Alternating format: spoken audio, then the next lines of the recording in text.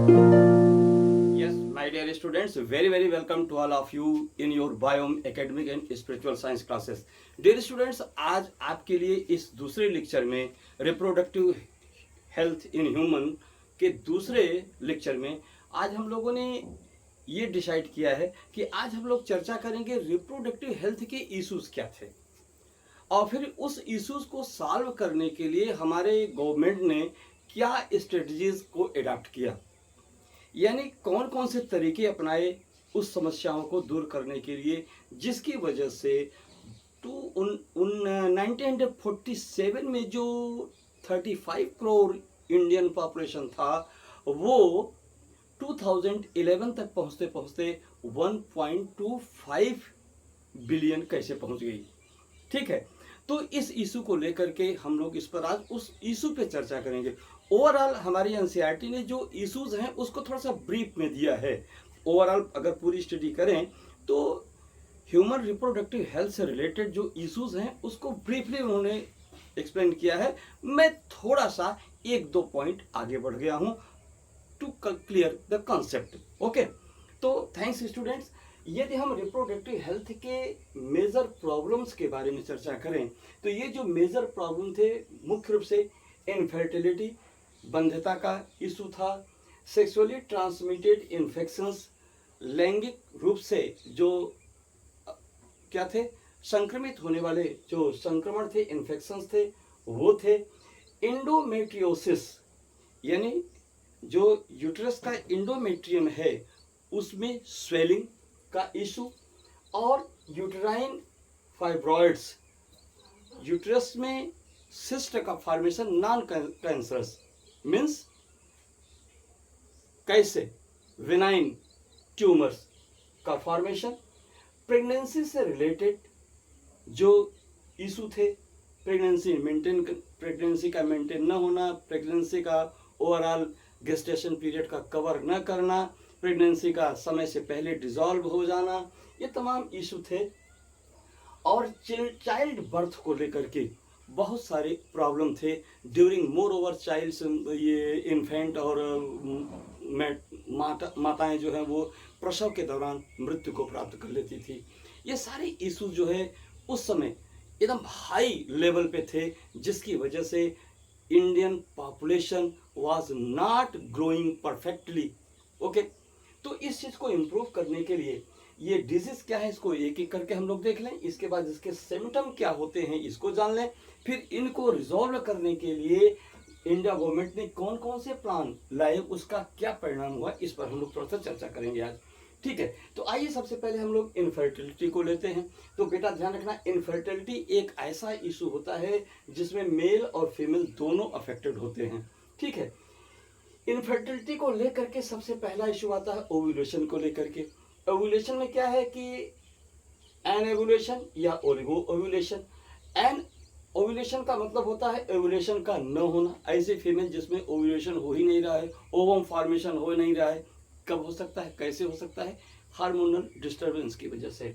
तो अगर ओव्यूलेशन नहीं हो पा रहा है या ओव्यूलेशन इरेगुलर है। तीसरी चीज स्पर्म की क्वालिटी को लेकर के इनफर्टिलिटी का इशू बन सकता है, जैसे एस्पर्मिया, स्पर्म का फॉर्मेशन हो ही नहीं रहा है, ओलिगोस्पर्मिया, स्पर्म जितने बनने चाहिए उतने नहीं बन रहे, यानी 15 मिलियन से 200 मिलियन तक बनने चाहिए, 15 मिलियन से कम कंसंट्रेशन हो किसका, स्पर्म का। और इसके बाद मेल या फीमेल के जो रिप्रोडक्टिव ऑर्गन्स है वो डैमेज हो जाएं। तो ऐसी कंडीशन, ये सारे कंडीशन किसको लीड करते थे? इनफर्टिलिटी को लीड करते थे। तीसरी चीज सेक्सुअली ट्रांसमिटेड इन्फेक्शन, एसटीडीज और एसटीआईज दोनों ध्यान रखिएगा। सेक्सुअली ट्रांसमिटेड इन्फेक्शंस, इसमें वायरस से इन्फेक्शन होने वाले, एचआईवी से इन्फेक्शन होने वाले एड्स, और bacterial infection chlamydia, fungal infection gonorrhoea. इससे जो है मेल फीमेल दोनों अफेक्टेड होते हैं, इससे जो है फीमेल अफेक्टेड होती है। तो इसमें क्या है, इसके सिम्टम्स क्या हैं? ये जो है इनफर्टिलिटी को काज करते हैं। पेल्विक इन्फ्लामेशन, पेल्विक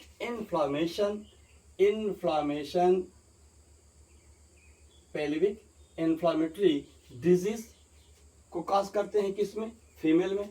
इसके बाद मेल में टेस्टिकुलर डैमेज, जो टेस्टिकुलर पार्ट होते हैं वो डैमेज हो जाएं, इस सब की वजह से क्या होते हैं, ये मेजर प्रॉब्लम थे उस समय के।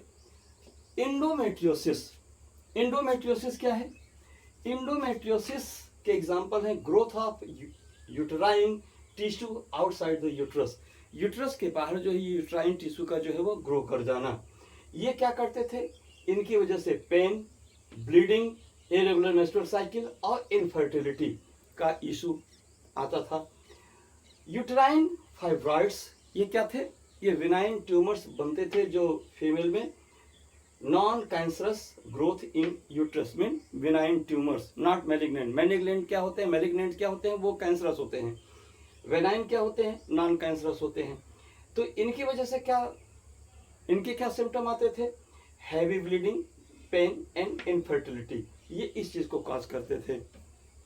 अगला हुआ प्रेगनेंसी को लेकर के, हाइपरटेंशन, गेस्टेशनल डायबिटीज एंड इंक्लैम्सिया, इक्लैम्सिया, ये क्या होता है, ये बहुत ही डेंजरस, इमीडिएट सीजरिंग की डिमांड करता है। तुरंत अगर उपचार नहीं हुआ तो जच्चे बच्चे दोनों की मृत्यु के लिए जो है रिस्पॉन्सिबल होता है।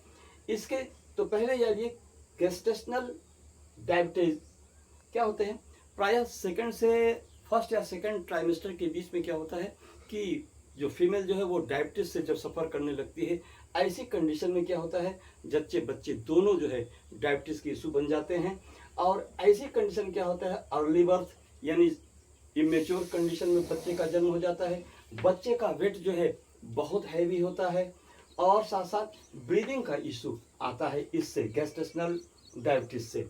एंक्लैम्सिया क्या है, एक्लैम्सिया जो है एक ऐसा डिजीज है जिसमें ब्लड प्रेशर बढ़ जाता है, प्रोटीन इन यूरिन, यूरिन में, यूट्राइन में जो है प्रोटीन का डिपोजिशन होने लगता है, स्ट्रोक आते हैं, कोमा में पेशेंट जाता है और डेथ हो जाती है। ये बहुत ही जो है वो डेंजरस कंडीशन है। चाइल्ड बर्थ के समय, बच्चों के जन्म के समय जो इश्यूज आते थे मेजर प्रॉब्लम्स में, उसमें क्या होता थे, प्रोलॉन्ग्ड लेबर, लेबर माने प्रसव पीड़ा।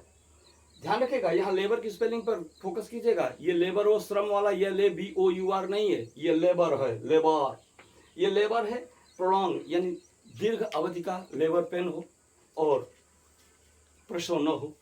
दूसरी चीज पेरेनियल टीयर्स, टीयर्स माने फटना होता है, गर्भाशय का फट जाना। प्लेसेंटल एब्रप्शन, प्लेसेंटा क्या हो जाए, डिटैच हो जाए यूट्रस से। यूट्राइन रैप्चर, यूट्रस ही क्या हो जाए, रैप्चर हो जाए, फट जाए। एमनियोटिक फ्लूइड एम्बोलिज्म, जो एमनियोटिक फ्लूइड है वो मदर के ब्लड स्ट्रीम में जाकर के मिक्सअप हो जाए।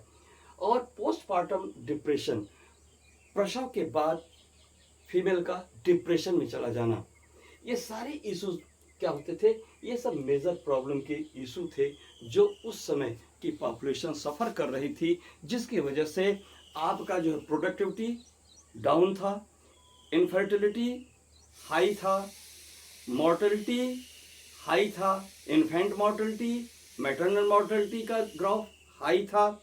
ठीक है, तो ये सारी इश्यूज थे जो उस पुअर पॉपुलेशन ग्रोथ को जो है रिप्रेजेंट किए थे।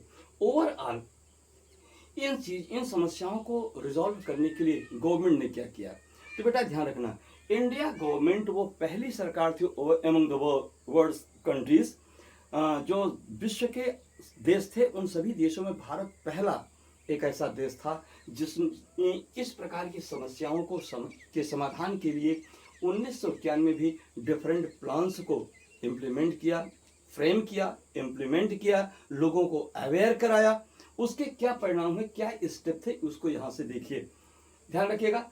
ये plans and programmes in India, India ने पहले क्या किया, फैमिली प्लानिंग को लाई, 1951 में फैमिली प्लानिंग को लाई। ये फैमिली प्लानिंग क्या है, ठीक इसके बाद वाले पेज पर उसका हम लोग स्टडी करेंगे। तो फैमिली प्लानिंग 1951 में इसको जो है लाई और इंडिया पर लागू किया। लेकिन नाउ यही जो प्लानिंग है वो फैमिली वेलफेयर प्रोग्राम के नाम से अब जाना जाता है। दूसरा प्लान उन्होंने क्या है, reproductive and child health care programme को 1997 में इसको लॉन्च किया। इन सब का ऑब्जेक्टिव क्या था? इन दोनों प्लान का ऑब्जेक्टिव था, हाँ ध्यान रखिएगा, शब्द थोड़ा छोटे लिखे गए हैं, आप इसको थोड़ा जूम करके बड़े में लिख करके आप आराम से इसका नोट बना सकते हैं। तो ऑब्जेक्टिव क्या थे? To bring awareness among people, लोगों में रिप्रोडक्टिव हेल्थ के बारे में जागरूकता लाना। To build reproductive health society, अब इसके द्वारा एक ऐसे समाज का निर्माण करना जिसमें मोर ओवर लोग क्या हो, रिप्रोडक्टिव पॉइंट ऑफ व्यू से जो है हेल्दी हों। ये दो ऑब्जेक्टिव थे इस सारे प्लान का। इस प्लान को एक्टिवेट करने के लिए, सक्सेसफुल्ली इसको इम्प्लीमेंट करने के लिए क्या कौन से एक्ट्स किए गए, क्या क्या कार्य किए गए, कौन सी स्ट्रेटजी अडॉप्ट की गई, उसके लिए क्या था? पहला point, involvement of government and non governmental agencies to develop awareness about reproductive health in people of India. लोगों में, विश्व भारत के लोगों में सरकारी और गैर सरकारी संस्थाओं के द्वारा इन्हें शामिल किया गया। ये शामिल होकर के लोगों को, भारतीय पॉपुलेशन को, भारतीय आवाम को जागरूक करने का प्रयास किया रिप्रोडक्टिव हेल्थ को लेकर के। Proper dissemination to involve parents, teachers, relatives and friends. इस रिप्रोडक्टिव हेल्थ से रिलेटेड जो भी पेरेंट्स थे, जो भी टीचर्स थे, जो भी रिलेटिव्स थे, जो भी फ्रेंड्स थे, उन सभी को प्रॉपर डिसेमिनेशन, यानी इस प्रकार के जो मैसेज थे, जो इस प्लान में जो मैसेज थे रिप्रोडक्टिव हेल्थ को मेंटेन कराने के लिए, मैनेज करने के लिए जो मैसेज हिडन थे, वो सारे मैसेज को कंट्रीब्यूट करना, स्प्रेड करना, सीक्वेंस बाय सीक्वेंस, यानी सूचनाओं का क्या किया? प्रसारण किया। किनमें? पेरेंट्स में, संबंधित माता पिता में, अध्यापकों में, संबंधियों में और मित्रों में इसको जो है बांटा गया, चैनल के वे से। दूसरी चीज, सेक्स एजुकेशन इन स्कूल, विद्यालय में इस सेक्स एजुकेशन को कंपलसरी किया गया, जिसकी वजह से यही कारण है कि आप क्लास 12th में आकर के जो है ह्यूमन रिप्रोडक्टिव हेल्थ और रिप्रोडक्टिव ऑर्गन रिप्रोडक्शन के बारे में आप स्टडी कर रहे हैं। इसी प्लान का हिस्सा है जिसे एजुकेशन डिपार्टमेंट ने अडॉप्ट किया है और इम्प्लीमेंट किया है। इसके साथ to share knowledge various sex related aspects, और क्या हुआ? सेक्स एजुकेशन देना और सेक्स एजुकेशन से रिलेटेड जो संबंधित जो जानकारियां हैं उन्हें लोगों में, बच्चों में शेयर करना, उन्हें बताना। एजुकेशन मैरिजेबल एज ग्रुप्स, जो कपल जो शादी करने के लिए, यानी ऐसे मेल या फीमेल जो प्रोडक्टिव एज में हैं, रिप्रोडक्टिव एज में हैं, उनको इन सारी सूचनाओं से विशेष रूप से अवगत कराने के लिए व्यवस्था बनाना, to manage system, awareness people about population growth, social evils, और इसके साथ साथ लोगों को पॉपुलेशन ग्रोथ, जनसंख्या वृद्धि, उससे उत्पन्न होने वाले सामाजिक विकृतियां जैसे सेक्स एब्यूज, सेक्स क्राइम्स और एब्यूज ऑफ ड्रग्स, विभिन्न प्रकार के औषधियों या नशीली दवाओं के लेने से उनका सेक्स लाइफ पर, उनके पर्सनल लाइफ पर क्या इफेक्ट पड़ सकता है, सेक्स क्राइम क्या है, सेक्स एब्यूज क्या है, यानी वो कौन कौन सी चीज़ें हैं जो सेक्स को नेगेटिवली अफेक्ट करती हैं और कपल के लाइफ को डिस्ट्रॉय कर देती हैं, उन सारे के बारे में, उन सभी के बारे में जानकारी देना, शेयर करना, ये सारी चीज़ें इस प्लान का जो है पार्ट एंड पार्सल, अभिन्न अंग थे। और support needed for implementation of programme, अब ये बताया जा रहा है कि इस प्रोग्राम को सफल बनाने के लिए किस सहयोग की अति आवश्यकता थी। तो उसमें क्या थे? प्रोफेशनल एक्सपर्ट्स, इस सेक्स रिलेटेड हेल्थ से रिलेटेड जो एक्सपर्ट्स थे, डॉक्टर्स थे, नर्सेस थी, मिडवाइफ थी, जो ट्रेंड, ये सब जो लोग थे, इन सब की आवश्यकता थी कि वो इसमें पार्टिसिपेट करें, और पार्टिसिपेट भी किए और अब भी कर रहे हैं। ये जो आप आशा कर्तरियों को आप देखते हैं, वो क्या है? इसी के पार्ट एंड पार्सल हैं। ग्रामीण स्तर पर आकर के प्राइमरी हेल्थ केयर सेंटर पे जा करके ये डिफरेंट टाइप की जो होर्डिंग्स बोर्डिंग्स ये सब लगे होते हैं, ये सब इसी जानकारी को शेयर करने के लिए वो यूज़ किए जाते हैं बेटा। इसके बाद मटेरियल सपोर्ट्स, इसके साथ साथ नॉलेज शेयर करने के साथ साथ कुछ मेडिकल असिस्टेंस सपोर्ट की भी आवश्यकता थी, जिसके लिए डिफरेंट टाइप के कंट्रासेप्टिव्स को क्या किया गया, डिस्ट्रीब्यूट किया, कम से कम कीमत पर मेडिकल स्टोरों पे अवेलेबल कराया गया, हॉस्पिटलों में अवेलेबल कराया गया, ताकि लोग उसको ले करके उसको यूज़ करें और यूज़ करके जो है अपने सक्सेसफुल लाइफ को जो है क्या करें, डील करें। इसके बाद स्ट्रॉन्ग इंफ्रास्ट्रक्चरल एक्टिविटीज़, ये सारी चीज़ें अकेले नहीं संभव थी, इसके लिए एक चैनल का फ्रेमिंग जरूरी था। इस चैनल को चैनलाइज करने के लिए एक स्ट्रक्चर, एक स्ट्रॉन्ग जो है चैनल की आवश्यकता थी, जिसको हेल्थ डिपार्टमेंट ने क्या काम किया, टॉप टू बॉटम इसको, यानी ऊपरी शहरी स्तर से लेकर के टॉप लेवल से लेकर के ग्रामीण स्तर तक इसको जो है चैनलाइज किया, इसका प्रसार किया, जिसके द्वारा लोग इससे कन्विंस हुए और उसका जो है बेनिफिट प्राप्त करना, ये इस सब की आवश्यकता थी। और ये सारी चीज़ें मोर ओवर इम्प्लीमेंट हुई, जिसकी वजह से इसका रिजल्ट क्या प्राप्त हुआ, रिजल्ट ये मिला, मेडिकल असिस्टेंस एंड केयर, स्वास्थ्य विभाग के द्वारा भरपूर जबरदस्त सहयोग प्राप्त हुआ और उन्होंने पूरी जिम्मेदारी के साथ इसका निर्वहन किया और अब भी कर रहे हैं।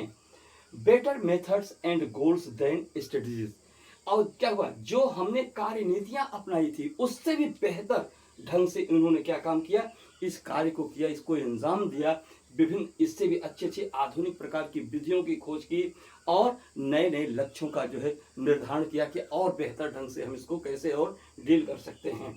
Statutory ban on amniocentesis, yes, क्या कहते हैं, ये जो प्रोडक्टिव रेट जो डाउन था, जो बर्थ रेट डाउन था, इसके पीछे एक कारण और था, क्या था, लोग प्रेगनेंसी मेंटेन होने के 3 महीने के पहले ही, फर्स्ट ट्राइमेस्टर के पहले ही क्या करते थे, डॉक्टर के पास जाते थे और डॉक्टर क्या काम करते थे, वो इंजेक्शन के द्वारा क्या करते थे, फीटस का एमनियोटिक फ्लूइड निकालते थे और उस एमनियोटिक फ्लूइड का एनालिसिस करके वो ये डिटरमाइन करते थे कि बच्चे, ये जो गर्भ में बच्चा पल रहा है, फीटस है, वो उसका जेंडर क्या है, मेल है या फीमेल है। तो मोर ओवर क्या था, लोगों की डिमांड होती थी कि बच्चे की, सबकी चाहत होती थी, इन केस अगर वो फीमेल जान जाते थे कि हाँ वो फीमेल डेवलप कर रही है वुम्ब में, तो क्या करते थे, उसका एबॉर्शन करवा देते थे, मेडिकल सहायता से दवाओं के माध्यम से एबॉर्शन करवा देते थे। तो इसके द्वारा क्या होता था, बच्चों की भ्रूण हत्या हो जाती थी। और वस्तुतः ये एमनियोसेंटेसिस, उल्बेधन का ये जो व्यवस्था थी, ये गवर्नमेंट ने इसलिए दी थी कि भ्रूण के विकसित होने से पहले ही ये, इस टेस्ट के द्वारा भ्रूण के बारे में ये जान लेना कि कहीं भ्रूण किसी प्रकार के ये जेनेटिक डिसऑर्डर से इशू ग्रसित नहीं है, जिससे कि इसके पैदा होकर के बहुत बड़ी जीवन की विसंगतता, यानी इसके जीवन के लिए नुकसानदेह हो सकता है, या ये माँ के लिए या भी खतरा हो सकता है। तो इसलिए जच्चे बच्चे दोनों की सुरक्षा के लिए एमनियोसेंटेसिस को पहले लीगलाइज किया गया था, यानी ये कार्य रीति में शामिल थे, लोग ऐसा कर सकते थे। लेकिन जब इसका दुरुपयोग शुरू हो गया कि लोग शौकिया बच्चों को पाने के लिए बच्चों की भ्रूण हत्या कर देते थे एमनियोसेंटेसिस टेस्ट के द्वारा, तब जाकर के सरकार ने इस पर जो है सरकारी प्रतिबंध लगा दिया कि नहीं, एमनियोसेंटेसिस के द्वारा अगर कोई सेक्स जेंडर का डिटर्मिनेशन करेगा तो इस प्रकार की नॉलेज देने वाली जो संस्थाओं पे बैन लगेगा, उन पे पेनल्टी लगेगी, उनका रजिस्ट्रेशन कैंसिल किया जाएगा और उनका लाइसेंस रद्द कर दिया जाएगा, और किसी भी माध्यम से अगर पता लग जाए तो उनके ऊपर ये प्रतिबंध हो सकता है। लेकिन जानते हैं इंडिया है, ये पैसे के मोही, लोभी, टॉप टू बॉटम अब भी ज़्यादा नहीं लेकिन रेयर केसेस में अब भी उपस्थित हैं, जो इस प्रकार के एमनियोसेंटेसिस के रूल्स को अवॉइड कर रहे हैं, बैन को ब्रेक करते हैं, और लोग स्वार्थवश आकर के गवर्नमेंट को इन्फॉर्म नहीं करते, उनके ऊपर एक्शन नहीं होता है। यही वजह है कि लोगों की दी हुई पाला हुआ कुत्ता ही लोगों को काट रहा है और उनके लिए मृत्यु का कारण बना हुआ है। इन छोटी कन्याओं की भ्रूण हत्या का कारण बना हुआ है लोगों की लोलुपता, उनका प्रलोभन, जबकि उनको मालूम होना चाहिए कि इस हर फीमेल के पीछे उसके बाप की रिस्पॉन्सिबिलिटी होती है, माँ की रिस्पॉन्सिबिलिटी नहीं होती है।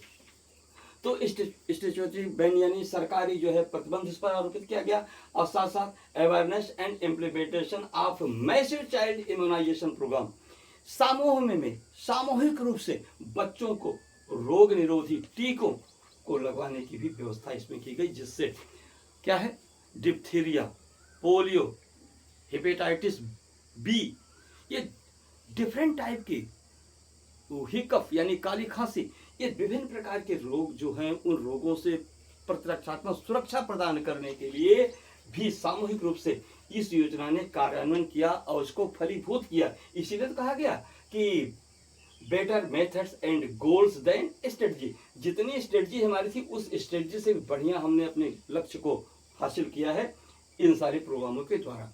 तो डियर स्टूडेंट्स, इतना जानने के बाद अब हम लोग नेक्स्ट पेज पर फैमिली प्लानिंग और प्रोडक्टिव चाइल्ड हेल्थ केयर के बारे में थोड़ा सा डिटेल में देखेंगे। ठीक है, थैंक्स। इसका स्क्रीनशॉट ले लीजिए और इसको जूम करके इसको आप नोट्स बनाइए और आगे हम लोग देखते हैं। Thank you my dear student. तो हम लोग चर्चा करने वाले थे नेक्स्ट पेज पर जो है वो फैमिली प्लानिंग और RCH reproductive and child health care programme के बारे में कुछ विशेष जानकारी के लिए। तो यदि इस तरह से हम लोग फोकस करें तो यहाँ पर जो reproductive and child health care programme था, ये इंडिया में 1997 में जो है ये लॉन्च किया गया, जिसको ब्रीफ में हम लोग RCH कहते हैं। ठीक है, इस RCH का एम क्या था? To reduce mortality rate of infant and maternal, प्रसव के दौरान माता और बच्चों की जो मृत्यु हो जाती थी उसको कम करना इस प्रोग्राम का सबसे पहला उद्देश्य या लक्ष्य था। इसके बाद इस प्रोग्राम ने फोकस किस पर किया, किस किस सेक्टर में, किस किस ऑब्जेक्ट पर इन्होंने फोकस किया? इनका फोकस था maternal health and family planning. इन्होंने दो, हेल्थ और फैमिली प्लानिंग पर जो फोकस किया। हेल्थ में किस किस चीज़ पर? Health related to maternal health, child health, adolescent health, यानी किशोरों की स्वास्थ्य के बारे में, बच्चे जन्म ले चुके हैं, 1 साल के अंदर हैं, उनके हेल्थ के बारे में, और प्रसव के बाद माता के हेल्थ के बारे में, मदर हेल्थ यानी मैटरनल हेल्थ के बारे में फोकस किया गया विशेष रूप से इस प्रोग्राम में। और फैमिली प्लानिंग को प्रमोट किया गया, फैमिली प्लानिंग पर भी इस पर जो है पूरा फोकस किया गया। अब अगली चीज हमको जानना है कि इस RCH ने कौन कौन सी सर्विसेज को प्रोवाइड किया। तो RCH ने क्या काम किया? एंटीनेटल, पोस्टनेटल यानी प्रसव के पूर्व जो गर्भस्थ शिशु है उसके लिए सेवा प्रदान करना, उसके बेहतर स्वास्थ्य की देखभाल के लिए, और प्रसवोपरांत यानी प्रसव के बाद जो बच्चे पैदा होते हैं उनकी देखभाल को फोकस किया गया। इंस्टीट्यूशनल डिलीवरीज यानी जो संस्थागत जो सुविधाएं थी उनको उन तक पहुंचाने का सिस्टम बनाया गया। इमरजेंसी ऑब्स्टेट्रिक्स केयर यानी आपातकाल में आकर के जो गर्भस्थ शिशु के प्रसव से संबंधित इशू उत्पन्न हो सकते थे उसके देखभाल को जो है इस पे के लिए सेवाएं प्रदान की गई। और इम्यूनाइजेशन, प्रसवोपरांत या प्रसव के दौरान बच्चों में प्रॉपर वैक्सीनेशन की सुविधा के लिए फैसिलिटी प्रोवाइड करना, न्यूट्रिशन पोषण प्रदान करना, और फैमिली प्लानिंग को जो है वो फोकस किया गया ताकि वो सही ढंग से आगे बढ़ सके। एडोलसेंट हेल्थ माने किशोरों की स्वास्थ्य के बारे में, उनके एजुकेशन के बारे में। तो सेकंड इशू था टेक्नोलॉजी। RCH को एनहेंस करने के लिए कौन कौन सी टेक्नोलॉजी यूज की गई? RCH पोर्टल को लॉन्च किया गया। इस पोर्टल का यूज किया जाता है वो उस किसी भी शिशु या माता से संबंधित जो डाटा है उसके कलेक्शन के बारे में, ट्रैकिंग बेनिफिशियरीज जो इस प्रोग्राम से जो सुविधा प्राप्त करने वाले लाभार्थी हैं उन लाभार्थियों को खोजना, उन तक पहुंचना, और मैनेज सर्विसेज उनको सुविधाओं को प्रदान करना, सुविधाओं के लिए उनके लिए सर्विस उचित सेवाओं का सुप्रबंधन किया गया। ठीक है, इसके बाद इस प्रोग्राम का ऑब्जेक्टिव्स क्या था? इस प्रोग्राम का 2 ऑब्जेक्टिव था, प्राइमरी और सेकेंडरी। तो प्राइमरी ऑब्जेक्टिव जो प्राथमिक इनका जो उद्देश्य था, to reduce mortality rate, improve reproductive health, mortality rate यानी बच्चे, इन्फेंट या मैटरनल की मॉर्टलिटी रेट को रिड्यूस करना और इम्प्रूव रिप्रोडक्टिव हेल्थ और प्रजनन स्वास्थ्य को बेहतर बनाना, ये इनका प्राइमरी ऑब्जेक्टिव था। इस आरसीएस का सेकेंडरी ऑब्जेक्टिव था to ensure health care to pregnant women and children. जो गर्भस्थ माँ है, जो गर्भस्थ यानी जो प्रेग्नेंट मदर है, उसके हेल्थ के लिए और प्रसव के बाद जो बच्चे उत्पन्न हो चुके हैं उसके हेल्थ को बेहतर ढंग से सुविधा प्रदान करना, यह सेकेंडरी ऑब्जेक्टिव था आरसीएस का। ठीक, इसके बाद इसका फ्रेमवर्क कैसे काम करता है? इसका फ्रेमवर्क जो है, एक्चुअली ये जो है आरसीएच है वो नेशनल हेल्थ मिशन एनएचएम के द्वारा गवर्न होता है। तो एनएचएम क्या करता है? आरसीएस को गवर्न करता है और आरसीएस क्या करता है? हेल्थ केयर की क्वालिटी को प्रोवाइड करता है। ये इनका फ्रेमवर्क है। इसका इम्प्लीमेंटेशन कैसे होता है? जो भी प्रोग्राम इशूज ये बनते हैं किसी प्रॉपर हेल्थ केयर के लिए, मेटर्निटी को रिड्यूस करने के लिए और हेल्थ केयर को इम्प्रूव करने के लिए, इसमें इम्प्लीमेंटेशन से क्या होता है? सबसे पहले हॉस्पिटल लेवल से इसको शुरू किया जाता है। जो डिस्ट्रिक्ट हॉस्पिटल होता है, डिस्ट्रिक्ट हॉस्पिटल जो क्या करता है? वो गवर्न करता है कम्युनिटी हेल्थ सेंटर, यानी डीएच डिस्ट्रिक्ट हॉस्पिटल गवर्न करता है सीएचसी से कम्युनिटी हेल्थ सेंटर को, और कम्युनिटी हेल्थ सेंटर गवर्न करता है प्राइमरी हेल्थ सेंटर को। तो इस प्रकार से इसका इम्प्लीमेंटेशन का ये जो क्या कहते हैं कि ये जो डोगमा है वो ये कहाँ से क्या था? डिस्ट्रिक्ट से कम्युनिटी, डिस्ट्रिक्ट हॉस्पिटल से डीएस से सीएचसी, सीएचसी से पीएचसी। ठीक है, तो इस प्रकार से इनका गवर्नेंस होता है। अब आइए जरा हम लोग फैमिली प्लानिंग के बारे में बात करें। तो जैसा कहा गया, फैमिली प्लानिंग पूरे विश्व में भारत पहला देश था जिन्होंने 1951 में फैमिली प्लानिंग को क्या किया? इम्प्लीमेंट किया। फैमिली प्लानिंग है क्या? फैमिली प्लानिंग में, family planning involves making informed decisions about, जो भी सुविधाएं, जो भी बेहतर तकनीकी, उनको विभिन्न माध्यमों से, संचार माध्यमों से, होर्डिंग के द्वारा, स्लोगन के द्वारा या विभिन्न प्रकार के लोगों की जनसभाओं के द्वारा जिन जनन स्वास्थ्य के लेकर के जिन सुविधाओं, बर्थ कंट्रोल को करने के लिए जिस फैसिलिटी को प्रोवाइड किया गया, उस सारी जानकारी के साथ ऐसे दंपत को, कपल को जो प्रजनन में पार्टिसिपेट कर रहे हैं, जो संतान उत्पन्न करना चाहते हैं, ऐसे दंपतियों को ऐसे निर्णय लेने के लिए क्या करना?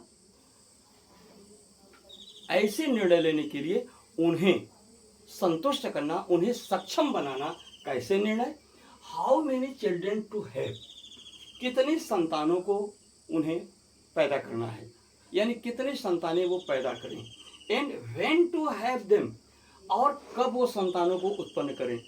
संतानों की संख्या, कितने बच्चे उत्पन्न करना है, कब उत्पन्न करना है, और उनके बेहतर और अपने फर्टिलिटी, अपने पुंसत्व, अपने प्रजनात्मक शक्ति को कैसे वो मैनेज करें।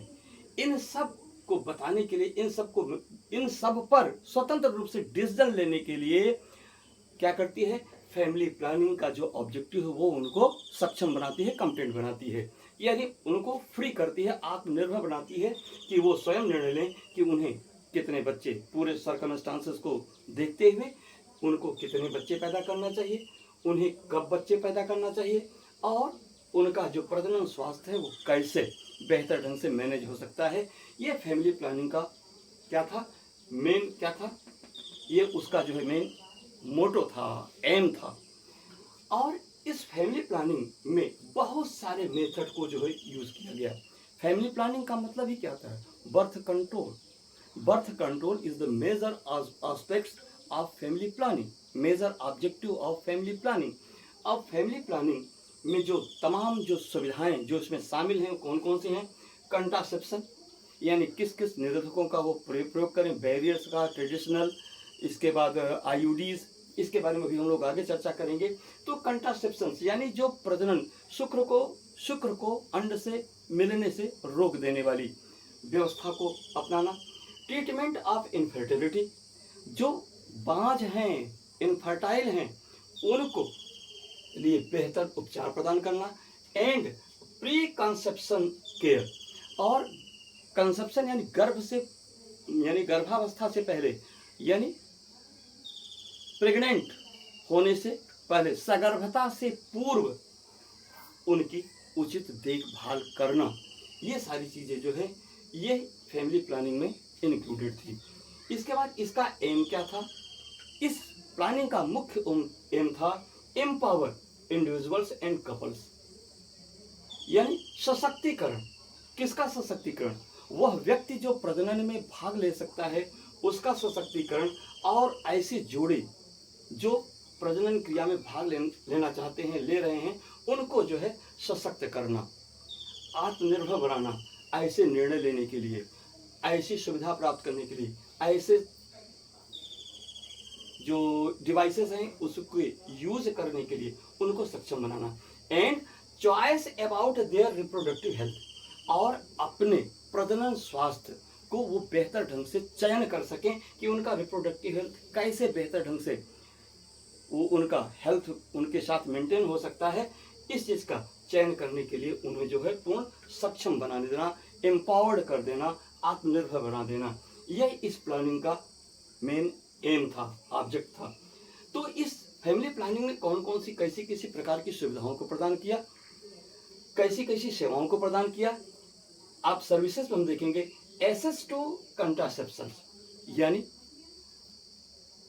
ऐसे कपल्स को, ऐसे इंडिविजुअल को कंट्रासेप्टिव्स को उपलब्ध कराना, ये सेवा थी फैमिली प्लानिंग की। कम से कम दाम पर बेहतर ढंग से सुविधापूर्ण जो कंट्रासेप्टिव्स थे उनको उपलब्ध कराना।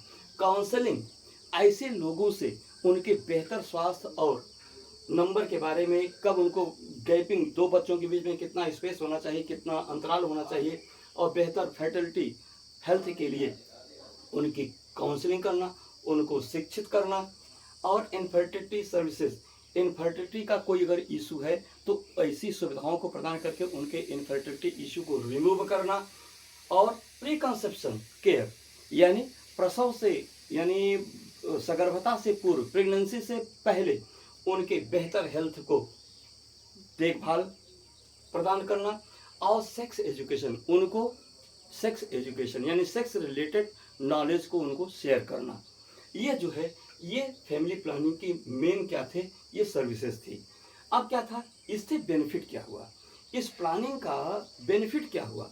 तो इस प्लानिंग का बेनिफिट हुआ रिड्यूस्ड अनप्लान्ड प्रेगनेंसी, जो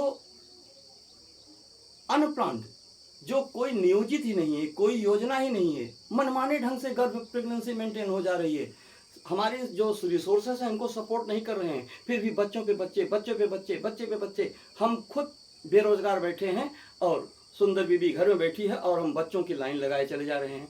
तो ये जो अनप्लान्ड प्रेगनेंसीज थी उसको जो है उसमें कमी आई इस एजुकेशन के द्वारा। इन्फेंट मोर्टेलिटी रेट क्या हुआ, रिड्यूस हुआ। इन्फेंट की मोर्टेलिटी रेट क्या हुई, रिड्यूस हुई। और spread of STIs sexually transmitted infections का क्या हुआ, वो रिडक्शन हुआ। जो यौन संचरित रोग थे बेहतर उपचार के द्वारा, इस प्लानिंग के द्वारा, अवेयरनेस से क्या हुआ, उनमें कमी आई। और इम्प्रूव मैटरनल हेल्थ, प्रसव के दौरान, प्रसव से पूर्व, प्रसव के पश्चात जो माता का स्वास्थ्य था वो जो है वो इम्प्रूव किया।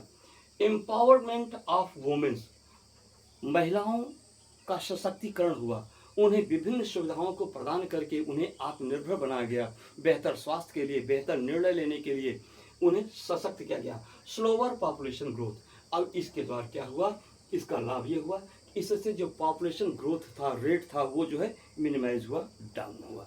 ठीक है, तो इस प्रकार से बेटा फैमिली प्लानिंग और रिप्रोडक्टिव हेल्थ के बारे में यद्यपि एनसीईआरटी में ये चीज़ें नहीं दी गई हैं लेकिन पूछी जाती हैं।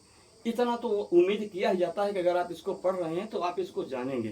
ठीक है, तो इसे आप जान लीजिए, लिख लीजिए, समझ लीजिएगा, और ऐसा अगर आप लिखेंगे, जानेंगे, समझेंगे तो आपके अंक निश्चित रूप से बेहतर होंगे। जहाँ अवसर मिले वहाँ इस नॉलेज को आप शेयर कीजिए, राइट कीजिए और बेहतर अंक प्राप्त कीजिए। Thanks dear students. तो आज की इस वीडियो में इतना ही। इसका स्क्रीनशॉट ले लीजिए और हम लोग जो है नेक्स्ट वीडियो में किसी नए पॉइंट के साथ मिलते हैं। Thank you.